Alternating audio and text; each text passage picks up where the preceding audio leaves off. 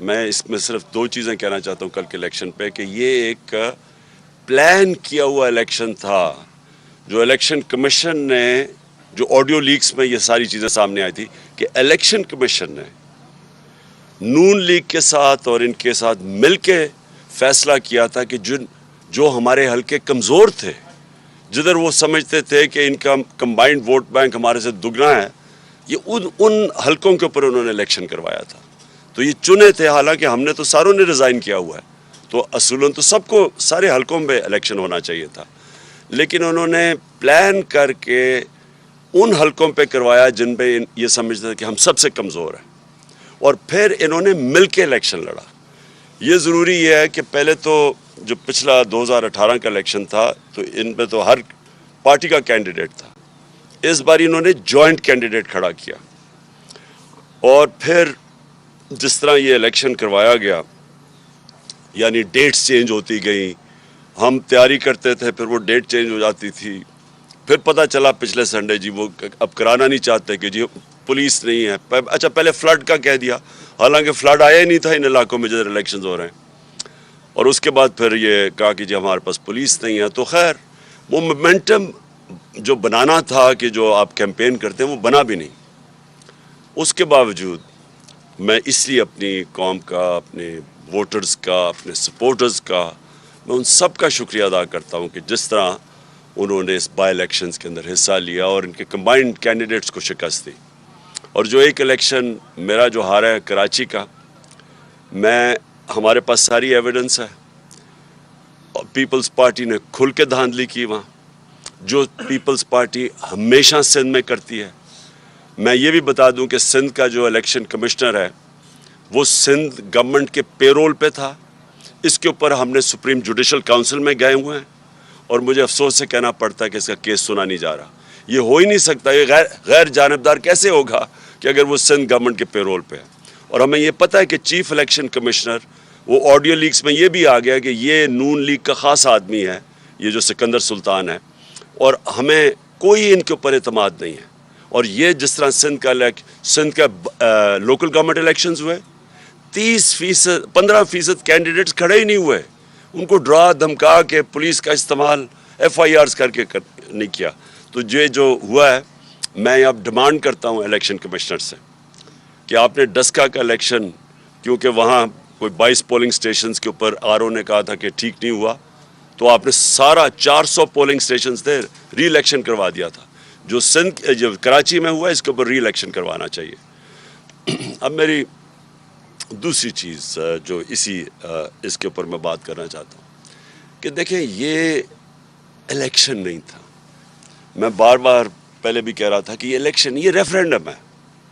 Referendum کیوں ہے؟ کیونکہ ووٹرز کو پتا تھا کہ ہم نے اسمبلی میں نہیں بیٹھنا. اس سے پہلے ایک KP میں الیکشن ہوا تھا، کرم میں میرے خیال میں ہوا تھا، ملاکنڈ میں نہیں، ہنگو میں ہوا تھا. ہنگو میں الیکشن ہوا، ہمارے کینڈیڈیٹ وفات پا گئے. ادھر بھی وہ کہہ کے کینڈیڈیٹ لڑا تھا کہ میں اسمبلی میں نہیں بیٹھوں گا، اور پھر وہ جیتا ہمارا کینڈیڈیٹ.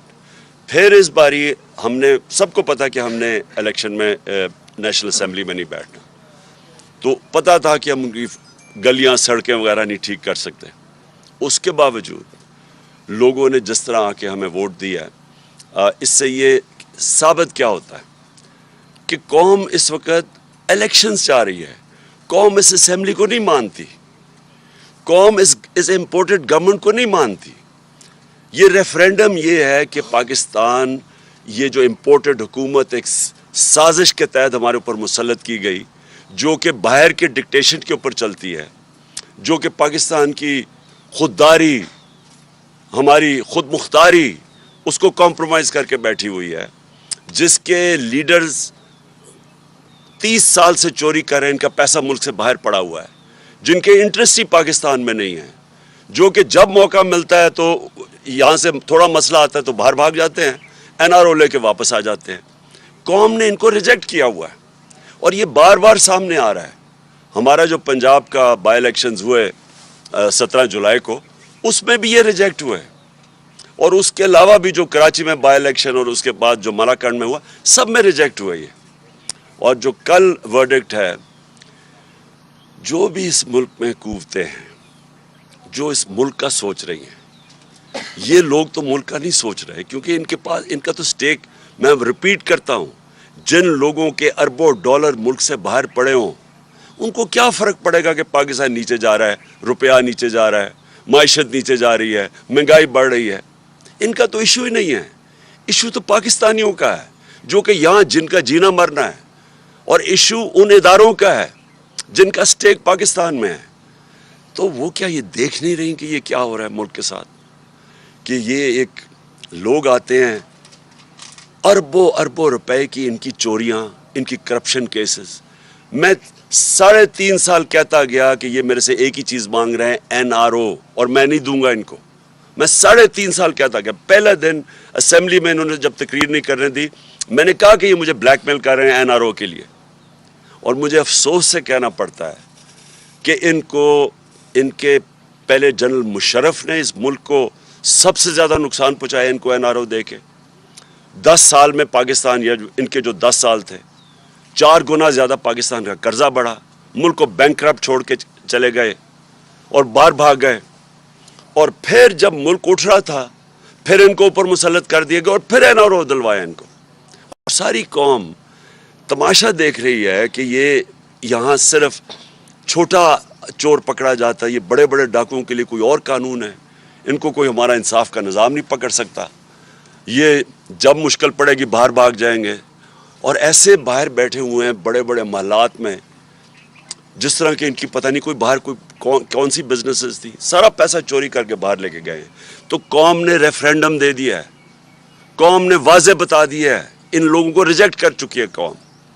تو لہٰذا میں یہ آج سارے پاکستان کے اداروں کو کہنا چاہتا ہوں کہ جتنی دیر آپ ان کو بیٹھنے دیں گے, جتنی دیر یہ ہمارے اوپر مسلط رہیں گے, ہمارا ملک نیچے جا رہا ہے.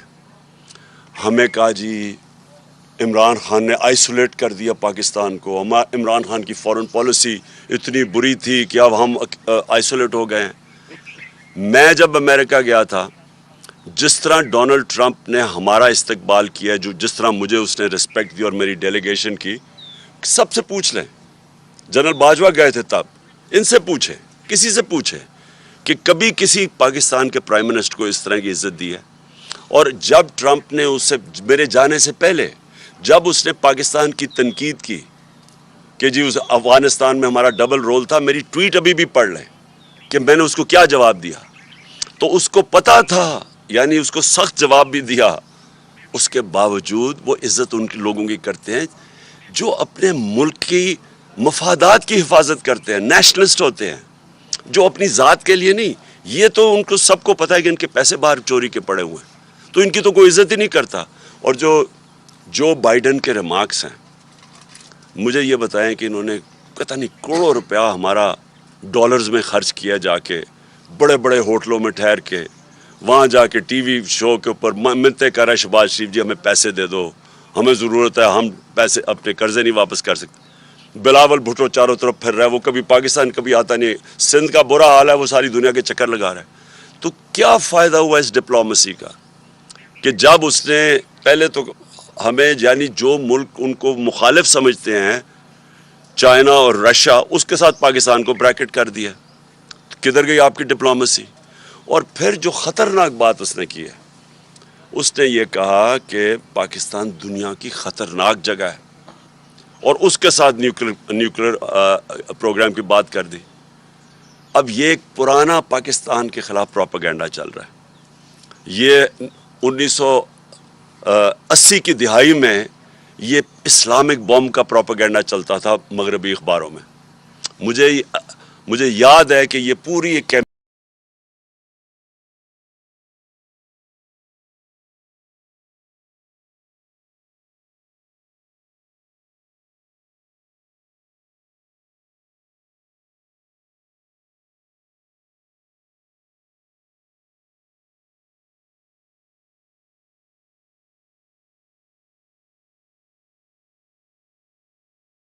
کی بات کر دی. اب یہ ایک پرانا پاکستان کے خلاف پروپیگنڈا چل رہا ہے. یہ 1980 کی دہائی میں یہ اسلامک بوم کا پروپیگنڈا چلتا تھا مغربی اخباروں میں.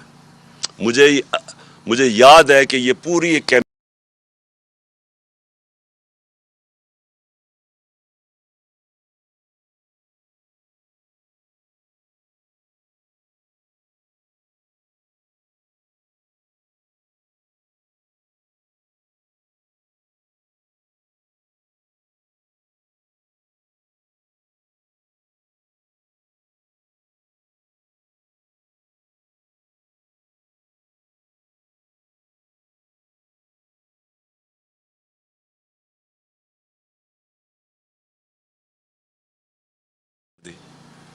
اب یہ ایک پرانا پاکستان کے خلاف پروپیگنڈا چل رہا ہے.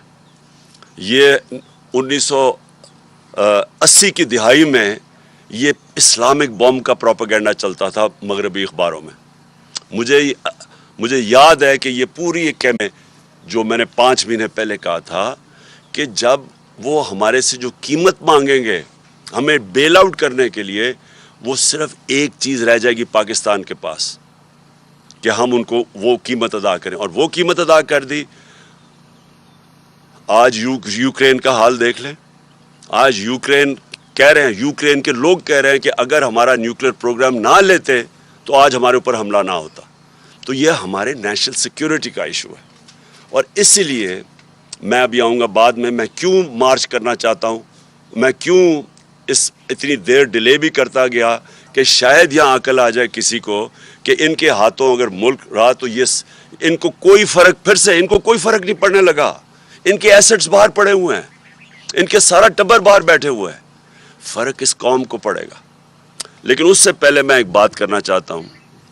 آج ہماری میٹنگ ہوئی، ہماری سینٹرل لیڈرشپ کی جو سینئر لیڈرشپ ہے، اور ہم ساروں کو جو اعظم سواتی سے کیا گیا ہے، اس سے پہلے شہباز گل سے کیا گیا، اس کے اوپر میں نے میرے اوپر خیر کنٹیمپٹ کیس بھی لگا، دہشت گردی کا کیس میرے اوپر ہو گیا.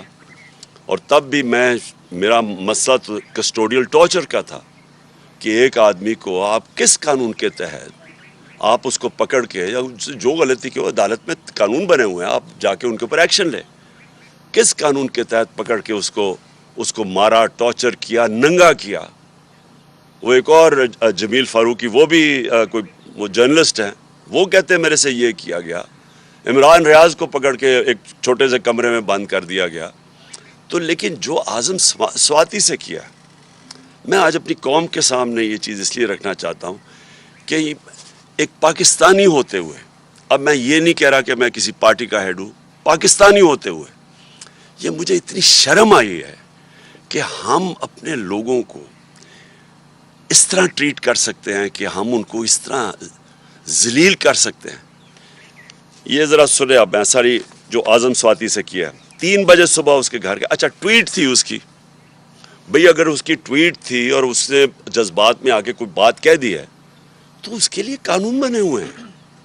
یہ کیا لکھا ہوا ہے کہ یہ ہونا چاہیے تھا کہ 3 بجے اس کے گھر اس کے لوگ آئے، یہ FIA کے، اس کے بچوں کے، اس کے پوتے اور پوتی کے سامنے، 4 سال کی اور 8 سال کی، ان کے سامنے اس کو مارنا شروع کیا. ایک 75 سال کے آدمی کو اس کو مارا، نوکروں کے سامنے، گھر میں چیزیں توڑی، اور اس کے بعد اس کو پولیس اسٹیشن لے کے گئے. پولیس اسٹیشن سے ایجنسیز کے ہاتھ میں پکڑا دیا. یہ کس قانون کے تحت پکڑا ہے؟ یہ کون سا پاکستان کا آئین اجازت دیتا ہے کہ آپ پکڑ کے ان کو ایک آدمی کو ایجنسیز کے ہاتھ میں پکڑا دیں؟ اور ایجنسیز نے مزید اس کے اوپر تشدد کیا. ادھر جا کے انہوں نے اس کو ننگا کیا، ٹارچر کیا، سیکشلی ٹارچر کیا. اس نے عدالت میں آ کے بتایا کہ اسے کیا کیا. 75 سال کے آدمی سے، ملک کا سینیٹر، کتنا بڑا جرم تھا کہ جو اسے یہ کیا گیا. ساری دنیا کے اندر یہ خبر گئی. یہ سارے باہر کے واشنگٹن پوسٹ جیسے بڑے بڑے اخباروں میں یہ خبر گئی. اور خبر کیا گئی کہ پاکستان کے سینیٹر کے اوپر تشدد کیا اور اس کو پکڑ کے جیل میں ڈالا. کیوں؟ کیونکہ اس نے آرمی چیف کی تنقید کر دی. آپ دنیا جمہوریت کے اندر یہ کوئی آرمی چیف کی تنقید کرنے پہ یہ ہوتا ہے؟ کیا یہ سزا ملتی ہے؟ سو دنیا کے اندر یہ شوق ہے. لوگ حیرت میں ہیں کہ یہ کیا ہوا ہے. سارے باہر کے اخباروں میں نے پوری کٹنگ ہے جو باہر کے اخباروں کے اندر یہ چیزیں پبلش ہوئی ہیں. یہ ساری جگہ یہ خبر پبلش ہوئی ہے. اس سے سب سے بڑی بدنامی پاکستان اور اس کی جمہوریت کی کہ کسی جمہوریت میں تصور نہیں کوئی کر سکتا. اس کے بعد پاکستانی فوج کی اور پاکستان کے آرمی چیف کی. ان کی بدنامی ہوئی کہ یہ اس کا مطلب کہ فوج آؤٹ آف کنٹرول ہے, فوج آرمی چیف یہ اس کا مطلب کہ کوئی قانون کے اوپر ہے, وہ کچھ بھی کر سکتے ہیں ملک میں. کیا پاکستان بنانا ریپبلک ہے؟ اور کیا ایک آئین ہمیں انسان کو ڈگنیٹی نہیں دیتا کہ آئین ہماری عزت کو پروٹیکٹ نہیں کرتا کہ اس طرح انسان سے کیا جائے؟ اور ہم نے آج فیصلہ کیا کیا؟ ہم نے یہ فیصلہ کیا ہے, سب سے پہلے تو میں سپریم کورٹ سے, جن کا کام ہے انسانوں کے فنڈامنٹل رائٹس کی حفاظت کرنا, میں ان سے کہتا ہوں کہ پہلے تو آپ کو جب وہ شہباز گل بتا رہا تھا اور پھر وہ جمیل فاروقی بتا رہا تھا کہ ان کو ننگا کیا گیا, ان کے اوپر آپ کو ایکشن نہیں لینا چاہیے تھا.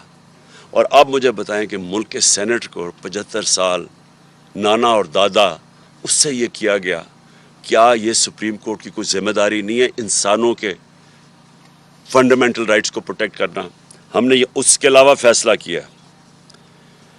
ہم پنجاب اور پختونخوا کی اسمبلی کے اسپیشل سیشن کال کریں گے اس ایشو کے اوپر. دوسرا, ہمارے سینیٹرز سپریم کورٹ میں پٹیشن فائل کریں گے. تیسرا, ہم انٹرنیشنل آرگنائزیشنز کو اپروچ کریں گے اب, جس کے اندر نمبر 1 ہیومن رائٹ کمیٹی جو جنیوا میں آن ٹارچر ہے, اس کی ICCPR جو ان کی ہے اس کے مطابق اس کے اوپر ہم ان کے اوپر پورا لکھیں گے کہ اس سے کیا ہوا ہے. یونائٹڈ نیشنز کا جو اسپیشل ریپورٹر ہے ٹارچر کے اوپر, اس کے پاس ہم بھیج رہے ہیں. یہ یورپین یونین کے ہیومن رائٹس کا جو اسپیشل ریپرزینٹیو ہے ان کے پاس ہم یہ بھیج رہے ہیں ساری ڈیٹیلز. اور انٹرنیشنل پارلیمنٹری یونین بھی ہے پارلیمنٹیرینز کی, ان کے پاس بھی ہم یہ سارا بھیج رہے ہیں. اور مجھے بڑے افسوس سے کہنا پڑتا ہے کہ جو سینٹ کا چیئرمین ہے, مجھے افسوس سے کہنا پڑتا ہے کہ اس نے پروڈکشن آرڈر نہیں کیے. کس کے ڈر سے؟ کیا سینٹ کے چیئرمین کی یہ ذمہ داری نہیں تھی کہ اعظم سواتی کے پروڈکشن آرڈر دیتے؟ کس سے ڈرے ہوئے تھے وہ؟ اور میں آخر میں, جو آدمی ذمہ دار ہے اس کا, مجھے پتہ ہے کہ جب سے ایک آدمی کی پوسٹنگ ہوئی ہے اسلام آباد میں اس طرح کی چیزیں ہونی شروع ہو گئی ہیں. اس کے یہ جو سارے تشدد کے کیس ہیں جب سے وہ یہاں آیا تب سے ہوا ہے. اس کے خلاف ایکشن لینا چاہیے. یہ آدمی نے ملک کی بدنامی کر رہا ہے, یہ آدمی اس ملک کے آئین توڑ رہا ہے, اور یہ آدمی اداروں کو بدنام کر رہا ہے. یہ آدمی اداروں کے خلاف نفرتیں پیدا کر رہا ہے.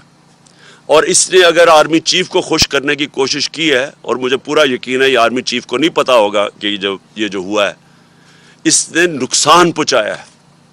اور میں آج ڈیمانڈ کرتا ہوں کہ اس کے اوپر ایکشن لیا جائے, کیونکہ جب سے یہ آیا ہے کبھی کسی کو سوشل میڈیا کے لوگوں کو پکڑ کے دھمکیاں دے کو اٹھا کے لے جاتے ہیں. جو عمران ریاض سے ہوا, جو یہ ارشد شریف سے ہوا, جرنلسٹ کے پیچھے پڑے ہوئے ہیں. اور ہمارے یہ جو 2 کیسز ہوئے ہیں, ایک پروفیسر تھا جو شہباز گل, وہ کوئی دہشت گرد نہیں تھا, کوئی کرمنل نہیں تھا, وہ ایک پروفیسر تھا. اس سے یہ کیا, اس سے پکڑ کے جو اس کے حالات جو دیکھے, اور اب ایک سینیٹر سے یہ کیا ہے. اس کے اوپر فوری طور پہ میں ڈیمانڈ کرتا ہوں ایکشن لیں, کیونکہ یہ بدنام کر رہا ہے, یہ ملک کو نقصان پہنچا رہا ہے یہ انسان, اور اس سے فائدہ کچھ نہیں ہو رہا. یہ نہ سمجھے کہ اس سے کوئی اداروں کی عزت کرے گا, اس سے اداروں کے خلاف نفرت بڑھ رہی ہے. اب آخر میں لانگ مارچ کے اوپر آتا ہوں. دیکھیں میں نے پوری انتظار یعنی 25 مئی کے بعد 25 مئی میں ہم نے کوشش کی کہ پرامن ایک پریشر ڈالے جائیں جو کہ گورنمنٹ کا جو اپوزیشن پولیٹیکل پارٹیز کا کام ہے کہ ہم آئین کے اندر رہتے ہوئے ایک پریشر ڈالیں کہ ایک ایسا سیٹ اپ لے آئے ہیں جو کہ ساری نظر آ رہا تھا کہ پبلک اس کو ایکسیپٹ ہی نہیں کر رہی. کبھی پاکستان میں خود اس طرح پبلک نکلی نہیں, کبھی ایسے نہیں ہوا. تو جب پبلک نہیں ایکسیپٹ کر رہی اور انہوں نے وہاں سندھ ہاؤس میں منڈی لگی ہوئی ہے کہ آپ نے قیمتیں لگا کے لوگوں کے ضمیر خرید کے لوٹے بنا کے تو آپ نے اسمبلی کرائی ہے. اور پھر واضح اب تو سب کو پتہ چل گیا نا سائفر کا, کیونکہ میں ان کا شکریہ ادا کرنا چاہتا ہوں ان کا یہ جو آڈیو لیکس میں کہ اب ساروں کو پتہ چل گیا. پہلے تو کہتے تھے سائفر ہے ہی نہیں, اب سب کو پتہ چل گیا کہ سائفر ہے. تو یہ بیرونی پریشر, بیرونی انہوں نے دھمکی ملی تھی کہ جناب عمران خان کو ہٹاؤ اور شہباز شریف کو لے آؤ, کیونکہ عمران خان کو ہٹانے میں تو شہباز شریف نہیں آنا تھا. تو یہ تو سارا واضح ہو گیا کہ پبلک نے یہ نہیں ایکسیپٹ کیا. اور پبلک کو خاص پھر اوپر سے معیشت نیچے لے گئے, مہنگائی اسپانوں پہ چلی گئی. مہنگائی کم کرنے آئے تھے, 50 سال میں سب سے زیادہ مہنگائی ہے آج پاکستان میں. تو انڈسٹری بند ہو رہی ہے, ایکسپورٹس نیچے جا رہی ہیں, ریمیٹنسز نیچے جا رہی ہیں, اور صرف ایک ہی اب سلوشن ہے کس طرح ان کو کوئی قرضے دے دے یا قرضے معاف کروا دے. دیکھیں اس ملک کی ضرورت صرف ایک اس وقت ہے, صاف اور شفاف الیکشن. یہ ملک جس طرف یہ لے کے جا رہے ہیں تیزی سے نیچے, یہ صرف اب ایک طرح ہی نکل سکتا ہے, صاف اور شفاف الیکشن جو پولیٹیکل سٹیبلٹی لے کے آئے. جب تک سیاسی استحکامات نہیں ہوگی, استحکام نہیں آئے گا سیاسی طور پہ, معیشت نہیں ٹھیک ہونے لگی. کیونکہ معیشت تو نیچے جا رہی ہے. وہ دار کو لے کے آئے ہیں جو کہ خود ایک بہت بڑا مجرم ہے, جس نے سٹیٹمنٹ دی ہوئی ہے منی لانڈرنگ کی کہ میں جو 2000 کے اندر اس نے میجسٹریٹ کے سامنے سٹیٹمنٹ دیا, وہ جو ہدایبہ پیپر مل کا کیس تھا, کہ میں شریف خاندان کے لیے منی لانڈرنگ کرتا تھا. فلم بنی ہوئی ہے اس کے اوپر BBC کی کہ کیسے وہ قاضی فیملی لنڈن میں بیٹھی تھی, یہاں سے پیسے بھجواتا تھا, پھر ان کو لانڈر کر کے پاکستان لے کے آتا تھا. یہ ملک کو نہیں سنبھال سکتا ہے, ان کے پاس اب کوئی راستہ نہیں ہے. صرف مسئلہ اب یہ ہے کہ ڈرے ہوئے ہیں الیکشن سے اپنے, کیونکہ الیکشن سے ڈرے ہوئے, رزلٹ آپ کے سامنے ہے. ساروں نے مل کے بھی الیکشن لڑ گیا, اس کے باوجود یہ نہیں جیت سکتے. تو کیونکہ الیکشن سے ڈرے ہوئے ہیں, یہ ملک کو تباہی کی طرف دھکیلتے جائیں گے, الیکشن نہیں کروائیں گے. اس لیے اس وقت میں ان کو آج پھر وقت دے رہا ہوں. یہ میری مارچ اکتوبر سے آگے نہیں جانے لگی. یہ اب سے لے کے اکتوبر میں کسی ٹائم اناؤنس کروں گا. میں ان کو ٹائم دے رہا ہوں کہ ابھی بھی آپ کے پاس وقت ہے. ملک کی خاطر اپنے آپ کو بچاتے بچاتے ملک کو تباہ نہ کریں. اور میں ابھی بھی کہتا ہوں کہ یہ ہے ٹائم آپ کے لیے الیکشن اناؤنس کرنے کا. اگر آپ نہیں کریں گے, یہ میں مارچ کروں گا.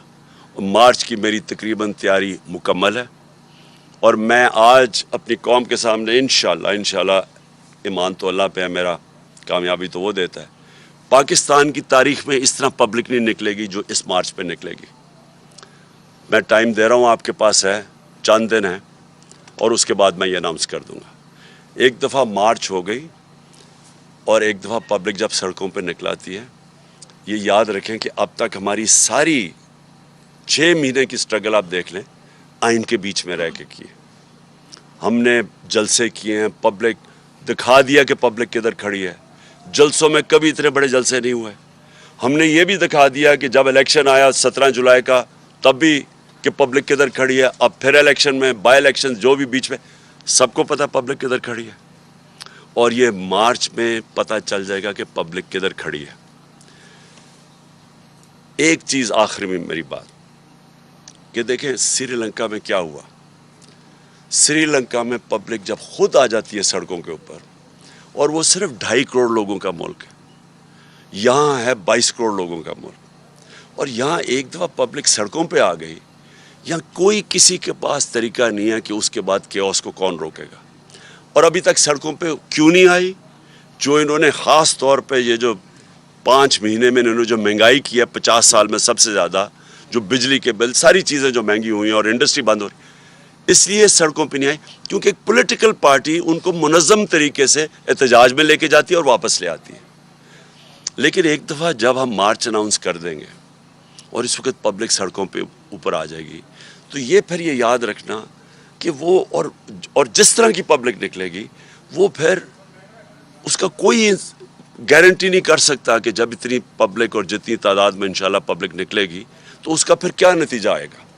तो मैं इसलिए आखिर में जो हर कोई जो पाकिस्तान में इसके ऊपर कुछ कर सकता है, मैं उन सारों को और इन पॉलिटिकल पार्टीज़ को भी कहना चाहता हूं कि देखें, आपके पास टाइम अब ज़्यादा नहीं है। हम ये अक्टूबर के आगे नहीं जाने लगे, हमने फ़ैसला कर चुके हैं। हमारी तैयारी जिस तरह मैंने कहा तकरीबन मुकम्मल है और मैं ये किसी वक्त भी चंद दिनों के बाद मैं ये अनाउंस कर दूंगा। हर प्रेस कॉन्फ्रेंस में हम सवाल करते हैं कि मुज़ाकरात हो रहे हैं क्या तहरीक-ए-इंसाफ के किसी कन्फ्यूजन है खान साहब, अभी तक वाज़ेह तौर पर नहीं कहा जा रहा, क्या वाकई किसी लेवल पे मुज़ाकरात तहरीक-ए-इंसाफ के हो रहे हैं? खान साहब इसी के साथ एक ये जोड़ लें कि आज सीनियर साथी उनका भी बात सुबह में सुन रहा था, उन्होंने ये इंकशाफ किया कि कल के नताइज के बाद कोई 4 सीनियर तरीन जनरल जो है वो आपसे मिले यहाँ पे, तो इसकी ज़रा वजाहत कर दें कि क्या वाकई ये दुरुस्त है? और जो टिक्का सानी ने सवाल किया कि मुज़ाकरात अगर हो रहे हैं तो किस लिए? देखिए, मुज़ाकरात क्या मैं कहूँ कि हो भी रहे हैं, नहीं भी हो रहा है, यानी उनके अंदर अभी तक कोई जो भी थोड़ी हमारी बैक चैनल्स पे हुआ है, कोई इस तरह की क्लैरिटी नहीं है अभी तक। वो क्लैरिटी मुझे पता क्यों नहीं है, क्योंकि वह नवाज शरीफ डरा हुआ है इलेक्शन से। वो जब तक नहीं फैसला करेगा इलेक्शन नहीं होगा। अब उसको खौफ आया हुआ है कि अगर ये सारी पार्टीज़ ने मिल के भी और फिर भी नहीं जीत सकें, तो उनको खौफ आया हुआ है कि इलेक्शन अगर होंगे तो वो हार जाएगा। और वो डरा ये हुआ है कि अगर और वो चाहता ये है कि ये खींचते जाएं इसको, बेशक मुल्क का बेड़ा गर्क हो जाए, क्योंकि पैसा उसको तो फ़र्क ही नहीं पड़ता मुल्क का बेड़ा गर्क हो तो। लेकिन वो ये चाहता है कि अगर शायद ये लंबा चलता जाए तो ये जो वेव है तहरीक इंसाफ का, ये नीचे आना शुरू हो जाएगा।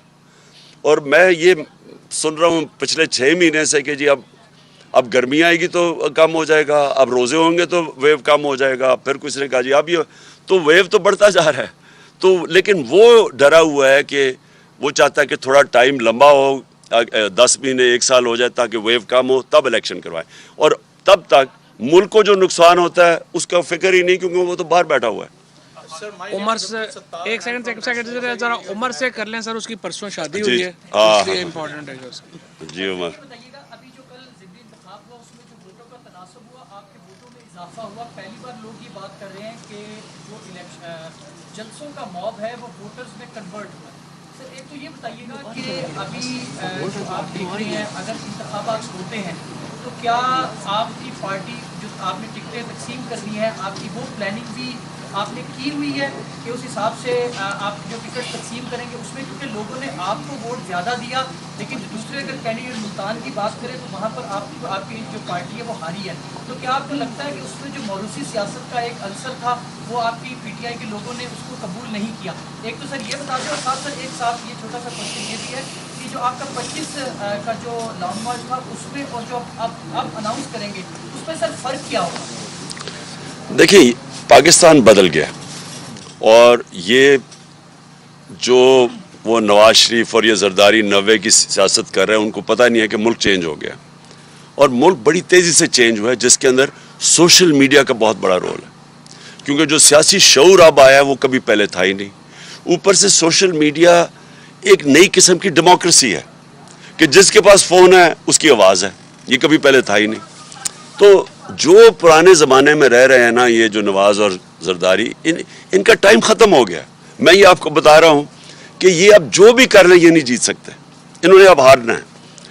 जहाँ तक आपने कहा ना कि 25 और अब में क्या फ़र्क है, फ़र्क ये है कि 25 में हमने एक पुरअमन एहतजाज की कॉल दी और हमें कोई अंदाज़ा नहीं था कि इस तरह की शेलिंग होगी, लोगों को उठाए। 2 दिन पहले घरों में घुस के जो इन्होंने तशद्दुद किया घरों के ऊपर, औरतें थी वहाँ, यानी मैंने तो कभी पाकिस्तान में ऐसा नहीं देखा।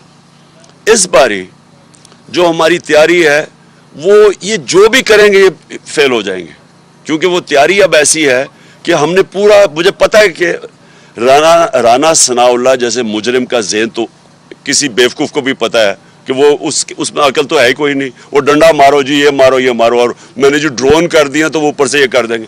उस बेवकूफ़ को ये नहीं पता कि उसको मौका ही नहीं मिल रहा है ये चीज़ें करने का जो मैं कर रहा हूँ। अब माइक ले ले सर, माइक में क्वेश्चन सर, माइक ले ले, माइक सत्तार साहब कर जी जी जी बोलो। खान साहब ये फरमाइएगा कि आपका जो एहतजाज है और आपके एहतजाज और गवर्नमेंट जो है वो मुज़ाकरात नहीं करती, तो आप भी मार्च करते हैं, तो इस तनाव की वजह से कहीं ऐसा तो नहीं कि जमहूरियत की जो है बिसात वो लिपटने के चांसेस हैं? और दूसरा ये कि जो सरकारी अफसरान अलाकार बन के जर्नलिस्टों को, पॉलिटिशियंस को वो स्क्रू कर रहे हैं, क्या उनकी वो लिस्ट आप बना रहे हैं कि नहीं? Thank you.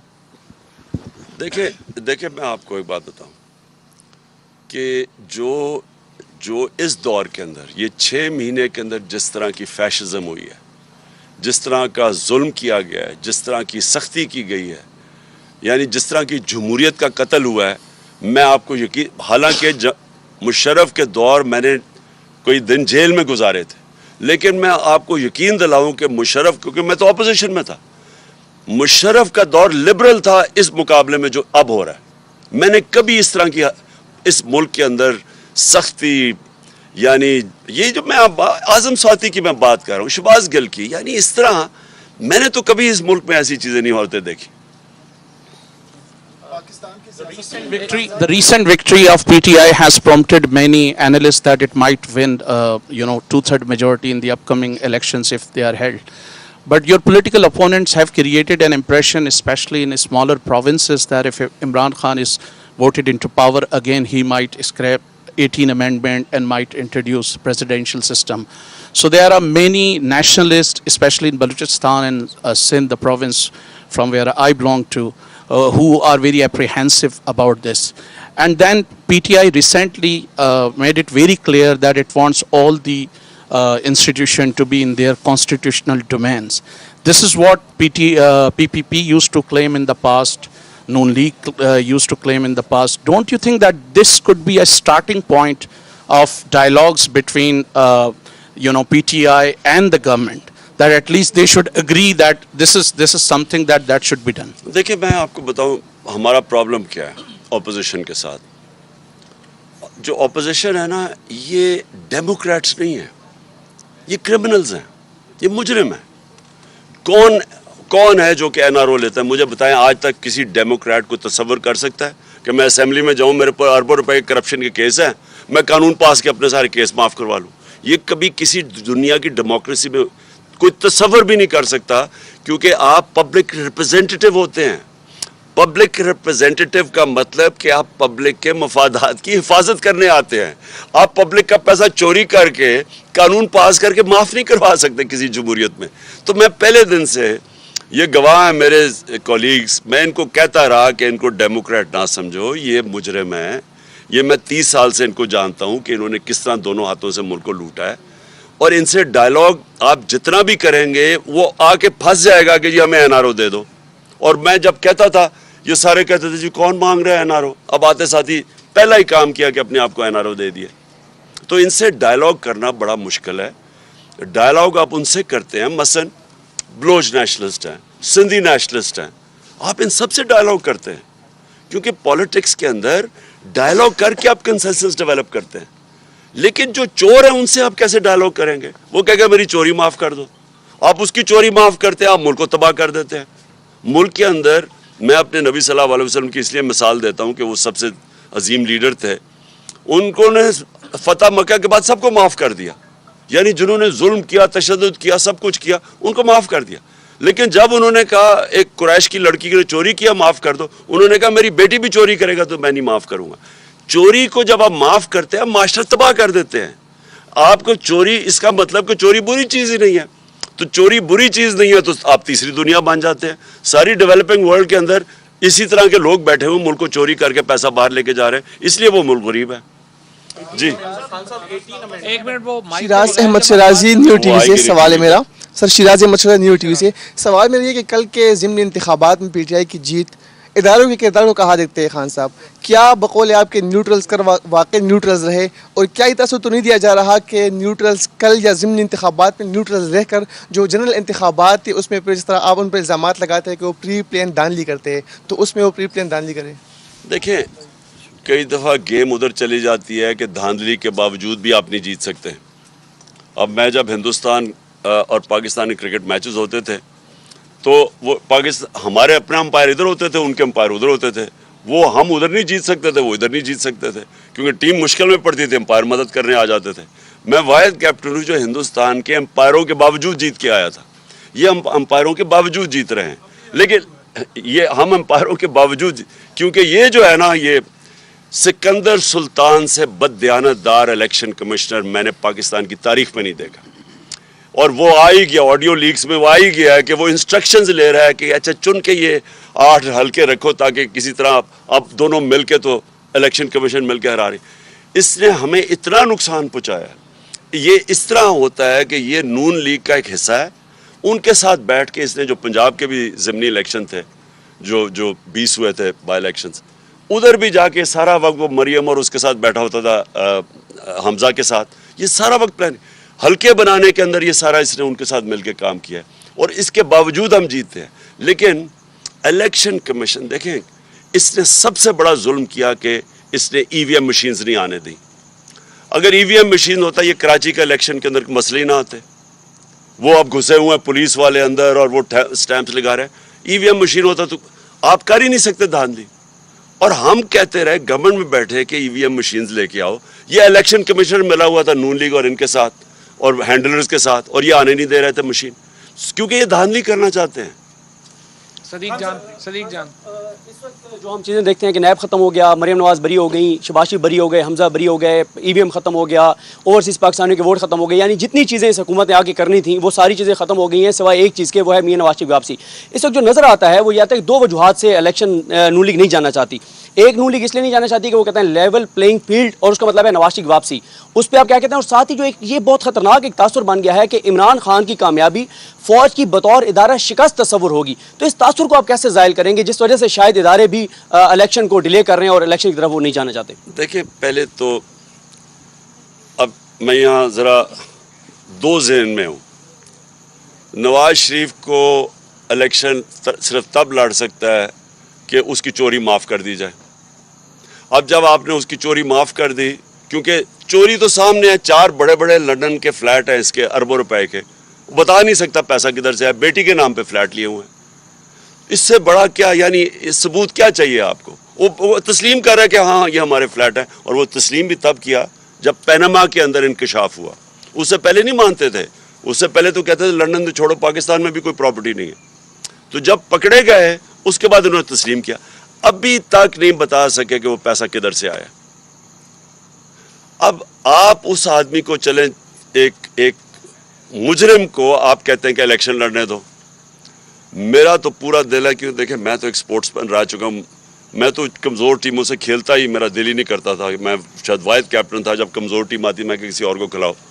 تو میں تو چاہتا ہوں کہ وہ آئے اور اس کے ساتھ میرا مقابلہ ہو. لیکن ساتھ ساتھ یہ سوچ لیں کہ پھر ہم نے مجرموں کو، یعنی جرم میں کوئی بری چیز ہی نہیں ہے، کوئی بھی آ کے الیکشن لڑ لے. ویسے جو این آر او مل گیا، اب مجھے لگتا ہے وہ ویسے بری ہو جائے گا، تو چلو اچھا آئے مقابلہ کرے.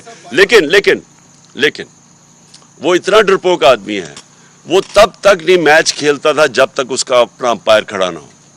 جمخانہ کلب کے اندر آج بھی کسی سے پوچھ لیں، بڑے لوگ ہیں یا ابھی جو کھیلتے تھے ہمارے ساتھ، یہ سلمان لوگی سے پوچھ لیں، جو وہ پہلے اپنے امپائر لے کے آتا تھا دونوں طرف، پھر کھڑا ہو کے بیٹنگ کرتا تھا.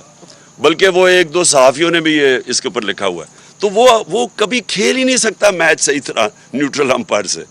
اداروں کی شکست، دیکھیں اداروں کی آپ نے دیکھیں، کون چاہتا ہے کہ اپنے ملک کے اداروں کے ساتھ آپ کا مقابلہ ہو؟ یعنی وہ تو اپنا ہی نقصان کرنا ہے نا، ملک کا نقصان ہے. ملک کی سب سے بڑی پارٹی کا کسی بھی ادارے کے ساتھ اگر کلیش ہوتا ہے، عدلیہ ہو، فوج ہو، نقصان تو ملک کا ہے.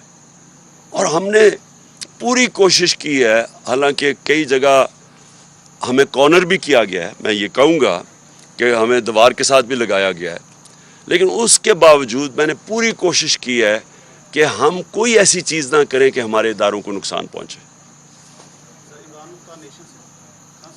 رانا ثناء اللہ صاحب روز کہتے ہیں جی کہ فورس کا یوز کریں گے اگر آپ اسلام آباد آئے, اور آپ کہہ رہے ہیں کہ جی میں اسلام آباد آؤں گا, تو اگر لا اینڈ آرڈر کی سچویشن پیدا ہوئی اور یہاں پہ چیزیں پوائنٹ آف نو ریٹرن پہ گئیں اور کسی تھرڈ فورس کو انٹروین کرنا پڑا, تو اس کا ذمہ دار کون ہوگا؟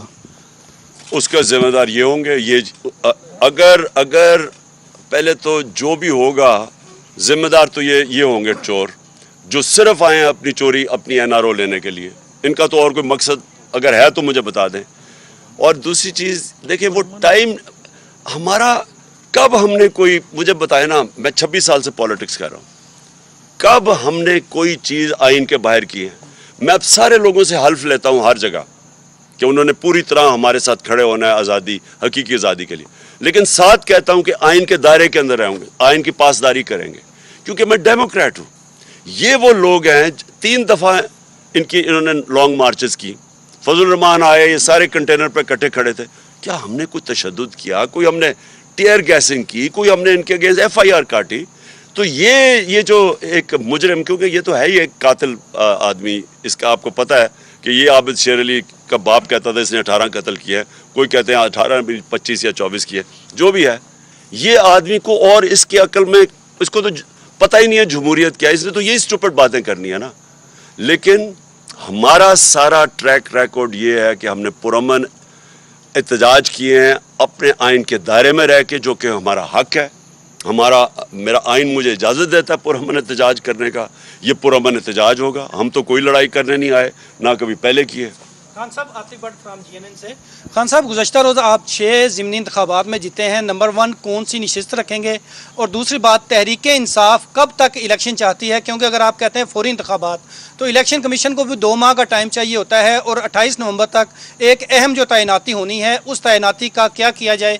اور سیکنڈ چیز, اگر یہ تعیناتی موجودہ حکومت کر دیتی ہے تو اس وقت آپ کا کیا ریئیکشن ہوگا؟ میرا اس پہ بڑا کلیئر ہے. پہلے تو الیکشن کمیشن کا آئین آرڈر کرتا ہے اس کو کہ 90 دن میں الیکشن کروانا ہے. اگر وہ نہیں کرواتا تو الیکشن کمیشن کو اٹھا کے باہر پھینکے, کیونکہ اس نے آئین کی خلاف ورزی کی ہے.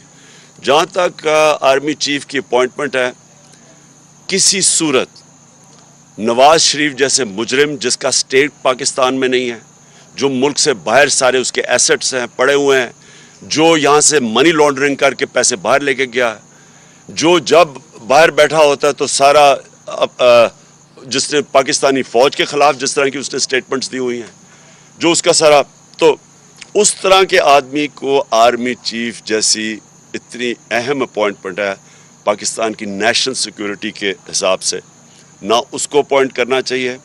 اور زرداری جس کو ساری دنیا 10% کہتی ہے, حالانکہ ہم ڈسپیوٹ کرتے ہیں 10% سے زیادہ چوری کرتا ہے وہ, یہ لوگ, اس طرح کے لوگ مجھے بتائیں کیا یہ کوالیفائڈ ہیں ملک کے آرمی چیف کو اپوائنٹ کرنے کے لیے؟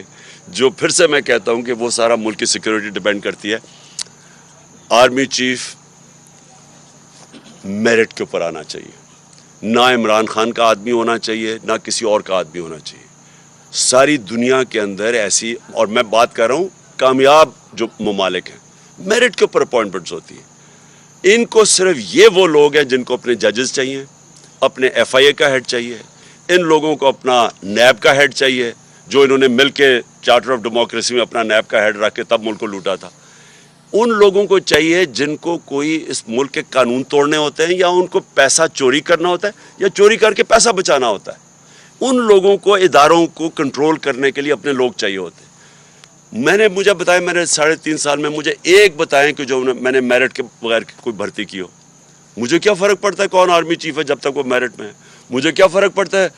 ہم چاہتے ہیں پاکستان کی بیسٹ جوڈیشری ہو, کوالٹی کے ہمارے ججز ہو, کیونکہ پاکستان کی گورننس اوپر جائے گی.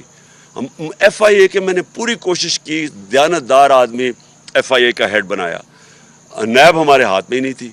آپ IGs دیکھ لیں, یہ شہباز شریف IG لے کے آئے جس کو سیف سٹی پروجیکٹ لاہور کے اندر کرپشن میں اس کے اوپر آیا ہوا ہے, اس کو بنا دیا اس نے اسلام آباد کا IG, کیونکہ کرپٹ لوگ کنٹرول ہو سکتے ہیں. میں نے کسی کو نہیں میں جانتا تھا, تفتیش کرتے تھے کہ جو سب سے میرٹ کے اوپر تھا ان کو ہم بناتے تھے. Okay ji, thank you. वो अभी बाद में देखेंगे, इतनी बड़ी जल्दी है।